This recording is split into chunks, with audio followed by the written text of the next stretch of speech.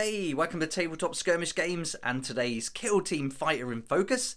I'm Lee, and in this video we'll be taking a look at the ORK Kommando COMMS BOY.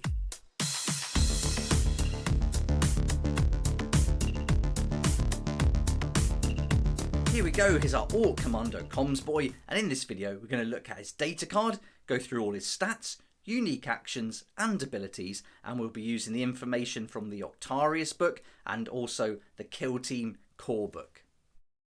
Let's get started by looking at the Commando kill team and seeing how many of these comms boys we can take in. So in total we can have 10 operatives in our Commando team, and this is going to be one commando knob and then 9 commandos chosen from this list, and it tells us that our comms boy, we can only take one of those into our kill team of 10 operatives. And here's the data card for the Commando comms boy, and we can see in the top left we've got the operative, so he's a comms boy, and a little introduction to him which tells us there's no excuse for not following the boss's plan, no matter how questionably sane it seems. Commando comms boys perform the function of ensuring no orc forgets their orders on the field by relaying the boss's instructions. Now over to the right hand side where we can see the physical profile, and first up we got a movement. This is 3 white circles, so 6 inches in total, an APL of 2, and this is the same for most of the Commander boys, these stats here. We've got a group activation of 1, so he's going to be activated individually, and then we move down to the defense. He's going to be rolling 3 defense dice in total, and then next we've got the save, looking for a 5+ to save. So the lower the number here, the better. So 5+ isn't brilliant, but he's got 10 wounds, and there's 10 operatives in the whole kill team. So, you know, there's a lot of wounds going around altogether. Then as we move down, we're going to take a look at the weapon profile and start with the ranged weapon, which is a shocker pistol. And here we can see we've got 6 attack dice that we can roll for this weapon. So that's awesome. The ballistic skill is a 4+. But the damage here is 1 on a normal hit and 1 on a critical hit. But there's some special rules and critical hit rules as well to have a look at. The first special rule is range. So this tells us it's 1 red pentagon. So we know here that we have to be within 6 inches to use this weapon.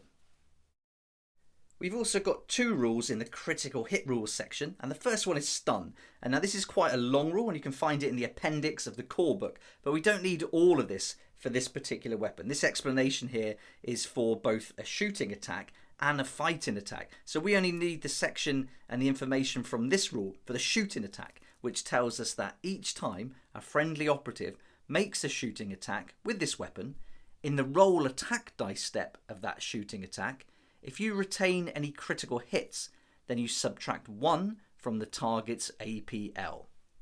So that's all the information we need to take from this stun rule for this shocker pistol, and it's pretty handy critical hit rule this, especially if you kind of target someone who hasn't activated yet and then you can reduce their APL. I think this would be a great tactic, and rolling those 6 attack dice, there's a good chance you're going to get a critical hit amongst that, and then you're able to subtract that 1 from that target's APL and really prevent them from taking too many actions.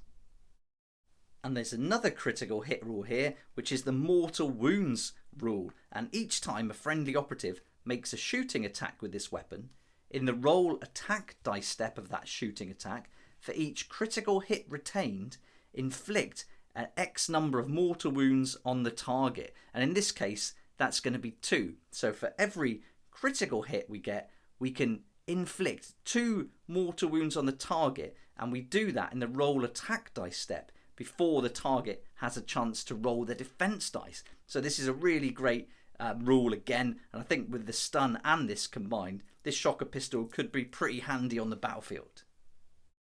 Now let's take a look at the close combat melee weapon for this fighter, and the comms boy is going to go straight in with his fists, throw a few punches. He can make 3 attacks, so 3 dice. He's looking for a 3+ weapon skill there, and the damage is going to be 3 on a normal hit or 4 on a critical hit. No special rules or extra conditions for that weapon. But the comms boy does have an ability, and it's called I Got a Plan, Lads. And here, once per turning point during this operative's activation, it can perform a mission or pickup action for 1 less AP and it says to a minimum of 0 AP. So if it's a 1 AP, say for a pickup action, you can reduce that by 1. So that's not going to cost you any action points. So basically you get a free pickup. But if there's a mission action you have to do and it comes at a cost of 2 AP, then you reduce it by 1 and it's going to end up costing you 1 AP. So that's a handy ability there, especially if you have to pick up a objective and move with it. I think that would be really handy, or a token. I think this would be pretty useful. And this guy also comes with a unique action, which is called Listen In, and this will cost you 1 action point. And here we select one friendly Commando operative within 1 red pentagon or 6 inches of and visible to this operative. We can then add 1 to its APL. This operative cannot perform this action if it is within engagement range of an enemy operative.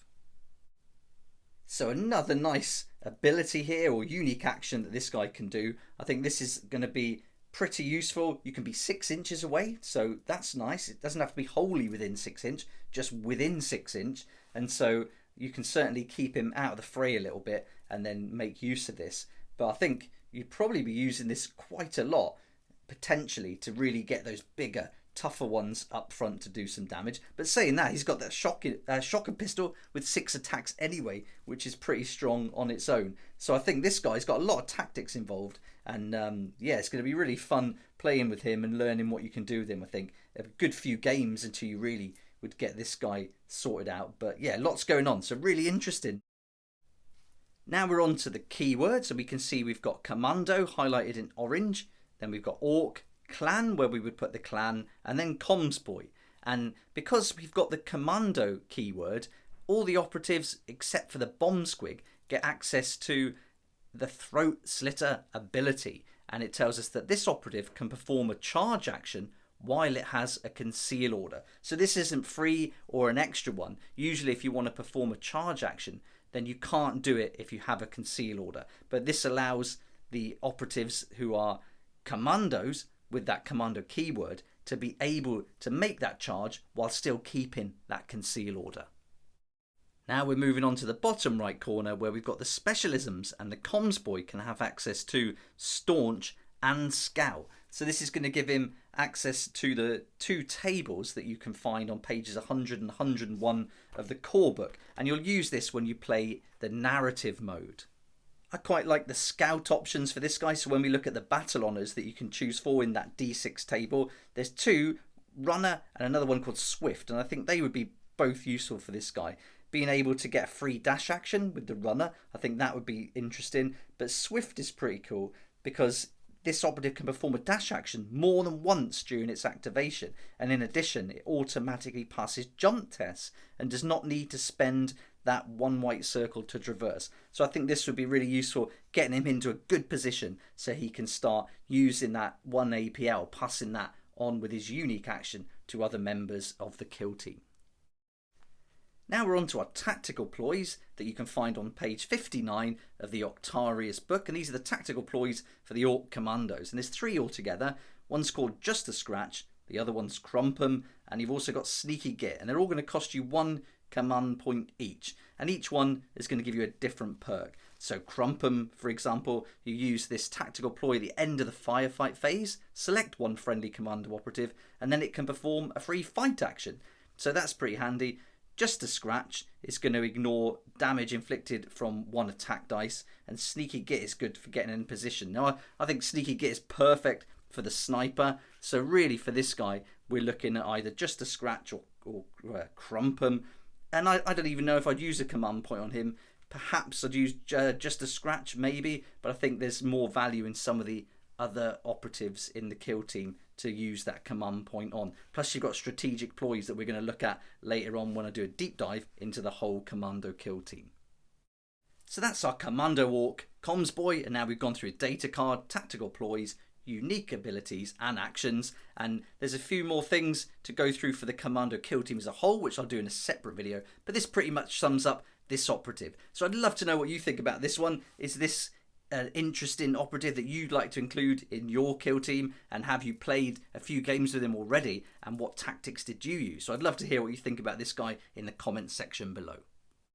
I'm making these videos for all the different operatives from that Octarius box set, and I started with the Slasher Boy. I also included a bit of like narrative background for the ORK Commandos in that video, but worked my way right through up to number 4, the Breacher Boy, and now including this one we're up to 5, and maybe when you're watching this video I'll have done them all already, so that'll all be available on the channel to watch if you like.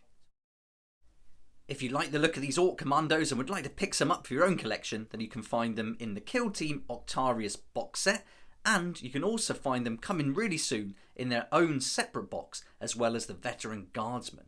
And I'll put links in the description below that will take you to Element Games, where you can save up to 20% on all your game products. And at the moment, Kill Team Octarius is $106.25 with the discount there. It's an affiliate link, but doesn't cost you anything extra, and you also support the channel, so thanks so much for that support. I really appreciate it.